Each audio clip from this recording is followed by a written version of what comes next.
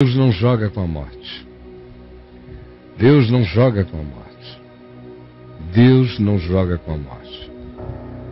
A morte foi vencida, foi tragada em Cristo. Ele não brinca com ela, ela virou um patrimônio, um portal dimensional. A morte agora é nossa, no sentido apenas de que ela deixou de ter o poder de matar. Mas não há negociações com a morte, nem com o espírito da morte, como não há com mortos, porque não são os mortos que morreram que se manifestam nesses lugares quando há manifestações. Em muitas ocasiões o que há mesmo é relação paranormal, em muitas ocasiões. Relação paranormal, troca telepática. Em outras existe grupo, armação, montagem, como em vários lugares a gente vê acontecendo. E em outros ainda existem manifestações espirituais, sim, mas não dos espíritos mortos, não dos falecidos, mas sim desses que Paulo chama de poderes mediúnicos do mal. Desses que hoje atuam nos filhos do engano, do equívoco. Abriu a porta, invocou, ele vem sem que a gente invoque. Imagine você invocando. O pretexto pode ser o seu filho Roberto. O pretexto pode ser meu filho Lucas. Poderia ser, não é? Meu filho Lucas.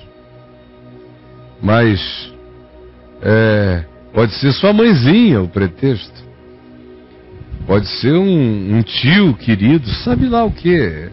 São as espiritualidades da saudade, como eu já falei aqui, que animam essas buscas e que preparam o coração. É a saudade doutrinando o coração, é a carência já pré-moldando o coração para o encontro, é a angústia da perda já fomentando na alma humana a necessidade absoluta de que verdade seja quem lá eu encontre, e que seja o meu amado, que eu quero dele saber. E aí, infelizmente, mas verdade é, o que se diz é que a malignidade se transforma em anjo de luz. Quanto mais se apresentar com cara de filho meu, de filho teu, de minha vozinha, de qualquer outra coisa, isso aí é bobagem. Nesse mundo de fantasmagorias, de cenografias, de impressões, de trocas entre a projeção inconsciente do indivíduo e a utilização que seja feita ou pelo médium inconscientemente, ou às vezes até paranormalmente conscientemente, ou pelas forças espirituais por trás daquilo. Uma coisa simples de saber. Simples. Para a gente não ficar de conversa nem de discussão, eu não discuto. Eu proponho logo um toma lá da cá, vamos ver. Simples assim. Se você me levar a um lugar desse, eu irei, eu vou. Já fui antes, nada baixa. E depois eles dizem que é porque eu estou quebrando a corrente. Agora, na hora que eles me permitem falar com Deus e orar, tudo acontece. Por que a minha presença em Cristo os impede? E por que o ajuntamento deles não me impossibilita de nada? Porque também que quando aqueles espíritos estão se manifestando, se você chegar e os confrontar e disser em nome de Jesus, que se manifestou em carne, que é Deus encarnado, e que fez isso para destruir toda a obra do diabo, me diz o teu nome, como eu já vi centenas de vezes a vovozinha falar agora como demônio, o tio falar como demônio, o membrozinho da família, ou o índiozinho no interior que se manifestava para a criança falar como o demônio. Eu já vi tudo que você queira e eu não estou aqui para teorizar. Serve até a distância. Mesmo porque não é comigo, é com Deus, e Deus está aí contigo. Como a gente já viu aqui, como o nosso amigo Anderson pode testemunhar, no dia em que um assunto dessa natureza, mais ou menos, foi aqui levantado, e ele ouviu como pai de santo e se insurgiu, e depois de algumas trocas e conversas, eu propus a ele, eu digo, olha, por que você não prova os espíritos? Para ver se procedem de Deus, que é o que o apóstolo João nos ensina na primeira epístola dele, capítulo 4, provai os espíritos, para ver se procedem de Deus, porque tem muitos falsos cristos, falsos evangelhos, falsas bondades, falsas demonstrações, João disse, manifestando-se mundo afora. Então, para que vocês não sejam enganados pela ilusão, pela fantasmagoria, pela máscara, pela fantasia, sob hipótese alguma, é simples saber, João disse. Todo espírito que não confessa que Deus estava em Cristo, que Cristo é Deus encarnado, não procede de Deus, é o que diz João.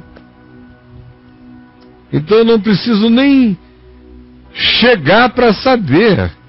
Você me diga, para você, Deus estava em Cristo, Jesus é Deus encarnado? O Espírito que instrui você confessa que Jesus é Deus encarnado?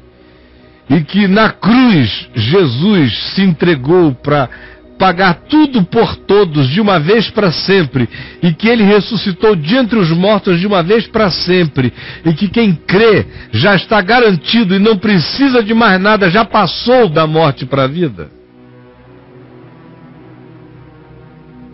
Se confessar isso, provém de Deus, mas se disser que tem qualquer outra coisa além a ser feita, ou qualquer outro processo a ser agregado, não procede de Deus. João diz, antes procede do anticristo, do que trabalha contra Cristo, ainda que usando o nome de Cristo. O mundo espiritual é cheio de mentiras, enganos e camuflagens. E Jesus nos advertiu, especialmente nesses dias, quando ele disse, vede que ninguém vos engane naqueles dias, porque virão muitos falsos cristos, falsos profetas, operando sinais, fazendo milagres. Muitos os seguirão, não os sigais. Vocês têm que ser gente da pedra da esquina, do evangelho simples e absoluto, não negociem com nada. Quem tiver essas minhas palavras, ele disse, começam em Mateus 5, terminam em Mateus 7:24, ele disse, aquele que crê nestas minhas palavras, quem tiver isso aqui, confiança nessa graça, nesse perdão, nessa misericórdia, quem viver por essa fé expressa, por essa obediência, que começa ali nas bem-aventuranças e vai até lhe advertir sobre os fundamentos da construção da vida. Ele disse, aquele que crê nestas minhas palavras, não precisa pensar em mais nada, nestas minhas palavras, ali tem tudo. Tudo, da melhor atitude, do melhor olhar, da melhor interpretação, do perdão, da maneira como enfrentar o ódio, a vingança, o engano, a mentira, a dissimulação, a hipocrisia, tudo que destrói a alma. Aquele que erigir a sua vida sobre estas minhas palavras, vá ler lá, Mateus capítulo 5, do capítulo 5 ao final do capítulo 7. Será como um homem que construiu a sua casa sobre a rocha. Podem vir todas as intempéries e tempestades, ele não vacilará. Agora, construa sobre qualquer outra bonita filosofia de vida que você ache legal, ou que se comprove através de sinais. Não, eu creio porque eu vi um sinal. Meu filho falou comigo, olha, daquelas cartas ali, eu que estou aqui lidando com gente faz anos e anos e anos e anos, eu faço bem melhores. Basta ir sentindo o que a pessoa está precisando ouvir, ainda mais com aquela deixa de chegar antes, dar o nome dos que estão lá, querendo falar com quem do outro lado, e a relação com a Lé, filho, neto, tio, avô. Pelo amor de Deus, já deu o suficiente para que quem chegue querendo saber de como o outro está do lado de lá, encontrando do lado de cá, seja um charlatão sensível ou um cara que tem um mínimo de paranormalidade, às vezes associado até a um charlatanismozinho, ele deita e ele rola. Se ele for consciente disso, fará isso com maldade. Se não for consciente disso, fará isso no engano. E se abrir mesmo para receber espíritos, será instruído por espíritos malignos, pensando que está ouvindo as vozes daqueles que pais, mães ou saudosos vieram invocar e buscar. É gente enganando e sendo enganada, não necessariamente por causa de nenhuma maldade, embora muitas vezes haja aqueles que façam isto também por maldade, e em nome de dissimulação, como acontece aqui no meio evangélico, entre pentecostais, neopentecostais e grupos de todo tipo, e em todas as religiões do mundo, e em todas as expressões de fé ou crença. Umas estão mais corrompidas do que outras, mas todas se corrompem. Senhor, abre o entendimento dos que precisam compreender. É tudo que eu te peço, em nome de Jesus. Amém. E aí, Braulinho? Muito bom, Caião. Amém. Você acha que existe alguma coisa que você possa fazer para melhorar você para Deus? Essa é a pergunta, né? É isso? É porque em todas essas outras coisas que eu falei, são as pessoas que se melhoram para Deus. E no ambiente evangélico, também são as pessoas que se melhoram para Deus. Só um grupo muito pequeno é que crê mesmo no Evangelho da Graça e o pratica, segundo os apóstolos. A maioria se melhora para Deus. Todo mundo aí. Ou faz barganhas. Quando não é se melhorar, é criar o esquema que Deus não resiste. É ofertar o suborno que Deus não aguenta deixar de receber e liberar o favor para o cara. O favor, porque molhar a mão de Deus. Exatamente. Não é segura na mão de Deus, é molha a mão de Deus e vai. Essa é a música que o pessoal tem que inventar. Molha a mão de Deus. Molha a mão de Deus e vai. Dá pra ir. Molha a mão de Deus, molha a mão de Deus. Tá com a mãozinha lá. Meu Deus lá, molha a mão de Deus e vai. Ele vai lá. E vai. Molha a mão de Deus e vai. Então tem o pessoal do molha a mão de Deus aqui. E tem aquele pessoal que se melhora para Deus em todos os lugares. Essa coisa das várias reencarnações para ir evoluindo é uma barganha, né? Só meu amigo, é autossalvação. Eu não tinha visto por aí assim. É autossalvação, e eu vou, é meritório. É meritório. Tudo que é meritório é barganha. Se eu faço por merecer, então eu entrei numa barganha, eu entrei nas condições da disputa. Alguém estabeleceu referências e eu aceitei as referências, lutei segundo as regras e eu ganhei.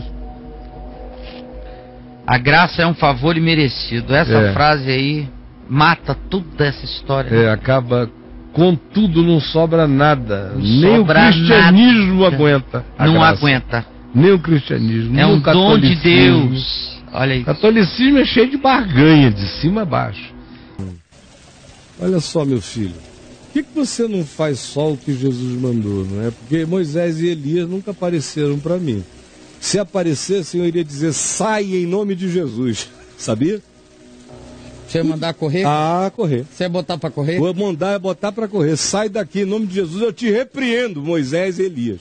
se chegassem aqui, Caio, eis que sou Moisés, olha, uma no meio dos córneos, vai daqui, porque para mim é só Jesus. Você não me viu ler hoje aqui, ficando só Jesus? Para onde foi Moisés, para onde foi Elias? Sumiram, é só Jesus, amigo. A ele ouvi. O que ele diz? Esse, acerca de quem o Pai diz, fazendo Moisés e Elias irem, e Moisés e Elias não apareceram para ninguém. Pedro não foi visitado por Moisés, nem por Elias, nem Paulo. Quem quer que recebeu algum tipo de visitação foi ser angelical, ou subjetividade de visão, ou apenas a palavra explodindo no coração. Esse é o Evangelho. O que passar disso começa a ser espiritismo. Já é outra coisa. Jesus disse, o Pai disse, este é o meu filho, a ele ouvi. E o que é que Jesus te disse? Na parábola do rico e do Lázaro. Esse Jesus acerca de quem o Pai disse, a ele ouvi. Ele disse, olha, porque os que estão lá não podem se comunicar com os daqui, e os daqui não se comunicarão com os que estão lá. Você quer o que além disto? Você acha que Moisés e Elias aparecendo na transfiguração, conforme eu li hoje de manhã, relativizam uma palavra tão óbvia dessa de Jesus? Você prefere trocar uma cenografia que apareceu mais carregada de simbologia, porque Moisés era o cara da lei, Elias o sujeito da profecia, e Jesus aquele em quem tudo convergiu, de modo que Moisés e Elias evaporam. E o Pai diz, a ele ouvi, é nele que está o meu prazer. Esse em quem está o prazer do Pai, disse o que você citou. E em momento algum você lê os evangelhos todos e lê as cartas dos apóstolos, você não vê nenhum apóstolo propondo nenhuma reunião de invocação de espírito. Você não viu Jesus ir ao monte, não se diz, então, subindo ao monte, invocou a Moisés e invocou a Elias. E depois tem um diferencial fundamental, quem estava ali é Jesus, que é Senhor de vivos e de mortos, e não você, que não sabe lidar nem com vivos e muito menos com mortos. Se a gente já não sabe lidar com vivos, você quer lidar com mortos por quê? Eu fico vendo gente aí que não sabe viver no mundo dos viventes, mas não pede uma sessão de invocação de mortos. É muito ridículo o cara perder a chance de viver todo dia no mundo dos vivos e sair para ficar invocando mortos. A Escritura diz no livro de Deuteronômio, aí você diz, é coisa da lei de Moisés. Mas é coisa da lei de Moisés que no Novo diz lá que é abominação ao Senhor a invocação de mortos. Essa lei espiritual, que não é uma lei do legalismo, é um princípio espiritual, não é uma veneta divina, é um princípio. Esse princípio espiritual é reafirmado todas as vezes que Jesus expulsa demônios. Todas as vezes que ele chama as pessoas para o mundo real. Todas as vezes que os apóstolos chamam pessoas para viverem aqui e terem a esperança da eternidade. Mas você veja, no livro de Atos dos Apóstolos, Estevão morreu. Você viu algum culto a Estevão? Oração a Estevão? Invocação do Espírito de Estevão? Você viu alguém dizer, então, fulano de tal, movido pelo Espírito de Estevão, que estava sobre ele, prosseguiu? Você não vê nada disso. Tiago, no capítulo 2, é decapitado. Irmão de João. Você não vê absolutamente ninguém orando, pedindo ajuda a Tiago para salvar Pedro na prisão, no capítulo 12. O Evangelho simplesmente não conhece isso. Agora, você deve ter um amigo espírita tentando te catequizar. Eu falei para o Braulio, quando a tua pergunta começou a rodar aqui, que o Braulio até achou que era uma coincidência. Olha, ele está falando em Moisés e Elias, e a pergunta foi enviada antes de ler. Foi lido carreirinho. Aí eu falei, não tem nenhuma coincidência, é pergunta de espírita. Desde garoto eu estou ouvindo essa pergunta, essa associação. Ou você lê um livro espírita, ou você tem um amigo espírita, ou você mesmo está nessa dúvida. Mas do ponto de vista do Evangelho, querido, não faz sentido de ponta a ponta. O Velho Testamento é taxativo. E o Novo Testamento simplesmente ou ignora isso, ou quando se manifesta algo, é para mandar sair em nome de Jesus. E o apóstolo Paulo diz uma coisa muito simples, que devia ficar na cabeça de todos nós para sempre. Se vier qualquer um outro que ensine um evangelho que fique aquém deste, ou vá para além deste que tem sido ensinado, ou mesmo que seja um anjo de luz que te traga esse acréscimo, Paulo diz, é Satanás. Porque não haverá nenhuma revelação da parte de Deus que vá para além do que Jesus está posto. Botou, este é o meu filho amado, ele disse, em quem eu tenho todo o meu prazer, todo o meu sentido está nele. Tudo que eu chamo vida está nele. Ouçam a ele. Isso te basta, meu filho? Um beijo. É, Caio. Esposa aflita. Esposa, né? Uhum. Ô, Caio, bom dia. Bom dia. Eu tô aflita e sem saber o que fazer. Eu e meu esposo somos cristãos e temos uma amiga que é espírita. Sei. Ontem essa amiga disse que estava vendo minha sogra, que já é falecida há mais de 8 anos. Encontrou com a sogra. Encontrou, tá vendo? Deu uma sintonizada na sogra dela. Se sintonizar a sogra do cara não é uma boa coisa. Uma sogra depois de morta pintar, cara, é sacanagem demais. Não, ainda tem uma amiga, é amiga mesmo? É amiga, a amiga viu a sogra. Uma amiga que chega e te traz notícias da sogra morta há 8 anos. Pois é. Muito amiga. Poxa Me vida, conte, cara. brolho. Que mensageira você é, amiga espírita. Vamos lá. Você encontrou a sogra da criança. Pois é, e que ela queria se comunicar com meu esposo, sabe? Ah, mãe? A mãe. Pelo amor de Deus. E essa amiga espírita é solteira? Ela não falou. Não falou, não. O estado... Sei, porque eu já ia começar a achar que não era trama dos espíritos, era boicote da amiga mesmo. Era estratégia da amiga. Vou trazer um conselho da mãe dele para ele. Aí só falta o conselho chegar e no conselho dizer assim, meu filho, eis que te digo, deixa a tua mulher. Eu sei como é. Já vi o teu futuro, daqui se enxerga melhor. Bom, espero que não seja isso. O que essa sogra mandou dizer? Pois é, cara, sem que minha sogra amiga do disse além, que ainda não estava preparada. Não, mas a amiga falou que não estava preparada para isso, não. Porque ela ainda não tinha evoluído o suficiente para receber a sogra. Para receber. Então a sogra fez um contato com a amiga para mandar um recado, mas a amiga disse à sogra, olha, eu não estou preparado ainda para levar o recado de sogra para minha amiga. Posso acabar uma amizade. Ou então pode ser uma outra pessoa do centro também que falou da sogra para amigo do recado. Ah, mas tem fuxico no meio da história. Tem uma história. Tem fuxico. Aí o que está acontecendo é o seguinte, que acarreta na cabeça do esposo, né, cara? Que aí ela contou pro marido, aí sua o marido, mãe, mamãe, viu sua mãe. Aí o marido já quer ir no centro, quer encontrar a amiga dela, médium. Já começa essa história inteira da peregrinação. Mamãe, o que queres dizer? Pô, tua mãe não falou nada esse tempo todo, enquanto esteve viva. Tem algum recado? Quer voltar depois de 8 anos para fazer a cabeça de vocês? Rapaz, isso é que é perturbação do além, né? O que será que essa mãe tem para dizer?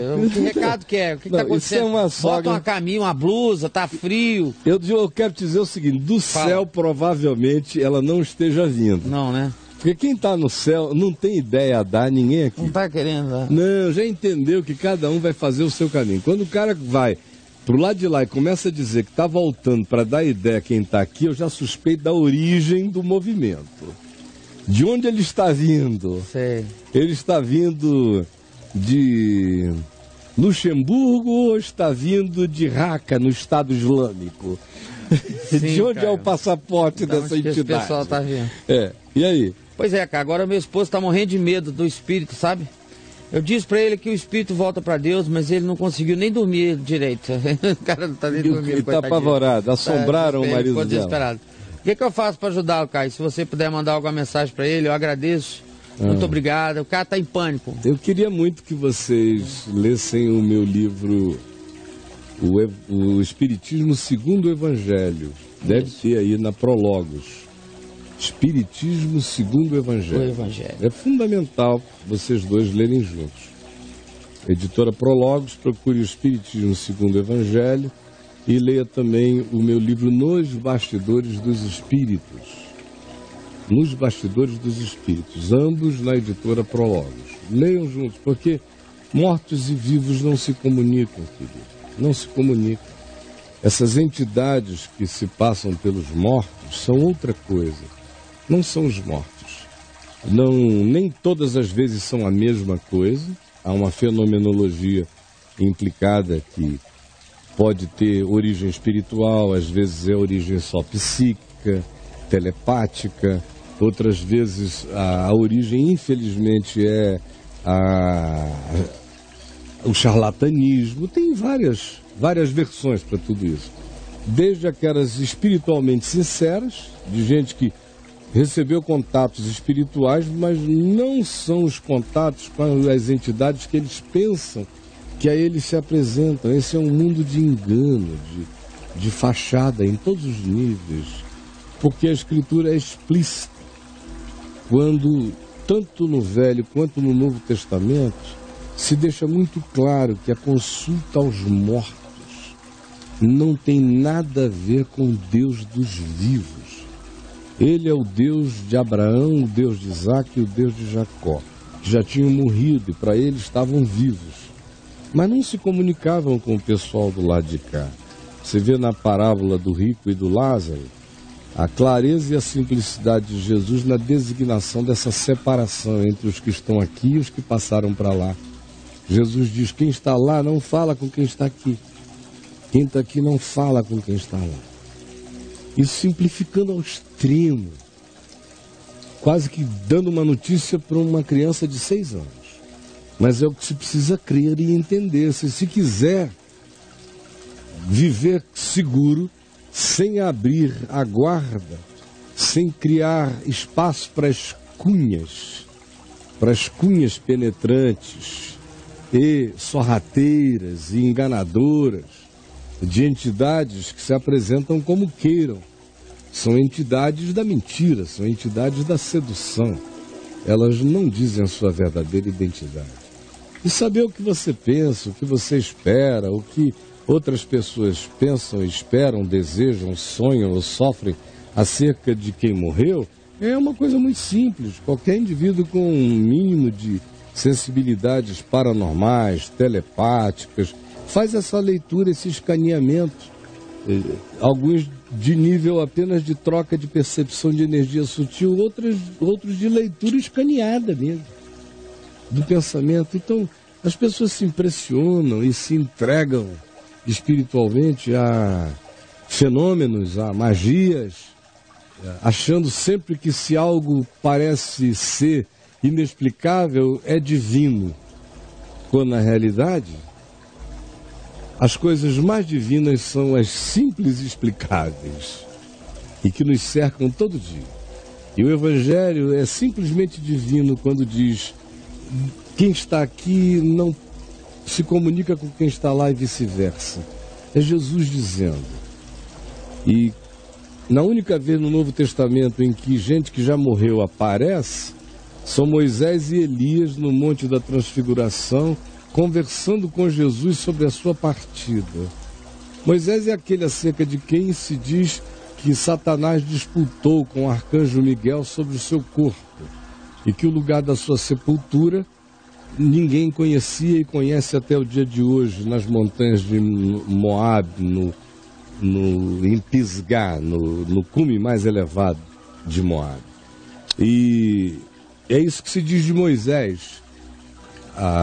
O corpo de Moisés faz parte de uma narrativa especial no contexto das escrituras paralelas dos judeus, das narrativas do judaísmo. E Elias é aquele acerca de quem se diz que foi arrebatado, trasladado, transdimensionalizado através de um redemoinho que o sugou, o levou para a dimensão do absoluto, do inconfundível. São essas duas figuras, um representando uma fase da consciência, da lei, da legislação, do comportamento, e o outro dos profetas. Elias. Conversam sobre a cruz, de acordo com Lucas. E logo depois disso, o que a gente ouve e vê? É que vem do céu uma voz, a voz do Pai numa nuvem luminosa, dizendo: este é o meu Filho amado, a quem eu tenho todo o meu prazer. A ele ouvi. E quando os presentes, que eram Pedro, Tiago e João, levantaram os olhos, não viram mais a Moisés nem a Elias, viram só Jesus. A revelação é esta no Novo Testamento. Não há ninguém que tenha ido que precise voltar. Nem eu que estou aqui preciso de ninguém que tenha partido. Porque Deus é o meu Deus, é Deus de vivos nesta dimensão onde eu sou um vivo. E é Deus daqueles que estão em outra dimensão e que para Ele também vivem. Mas quem faz a mediação não são mortos entre os vivos, nem vivos entre os mortos. Nós não precisamos de nenhuma dessas mediações. O ensino da palavra é para se viver o Evangelho hoje. Essa é boa nova. Sem espíritos falando neste ouvido, nem naquele ouvido, sem mediunidade, sem visões de mundos paralelos, porque nenhuma mente saudável suporta existir assim. E a gente não vê em Jesus, que é o homem dos homens, que é a saúde mental mais encarnada e absoluta, você não vê em Jesus os traços dessa paranormalidade que houve aqui, que diz ali, tudo nele está pervadido por consciência espiritual. Ele não anda ouvindo vozes. A voz não é falada no ouvido, é certeza na mente, é entendimento, é discernimento. Ele não tem que ficar ouvindo anjos dizerem vai para lá, vai para cá. Ele sabe onde quer ir, porque conhece o seu tempo, sua hora, seu momento, seu chamado. É assim que a gente vive. O que passa disso começa a ser doença mental. Por favor, nada além de Jesus. Tá bom? Caio, a história de Davi. O rei Saul realmente conversou com o espírito do profeta Samuel? Não, não conversou. Ele cometeu um monte de erros, aquele profeta Samuel disse um monte de coisas erradas. Além do que, o rei Saul era regido pelas leis de Moisés. Ele não tinha nascido com a compreensão do Evangelho da Graça e nem em Jesus. Ele nasceu sob Moisés. E a lei de Moisés dizia que quem consultasse os mortos estava consultando demônios. Que em favor dos vivos não se consultariam os mortos, nem os necromantes, nem os médiuns, nem os adivinhos. Então ele já transgrediu o próprio mandamento em vigência nos dias de Samuel, não mais em vigência em outros tempos.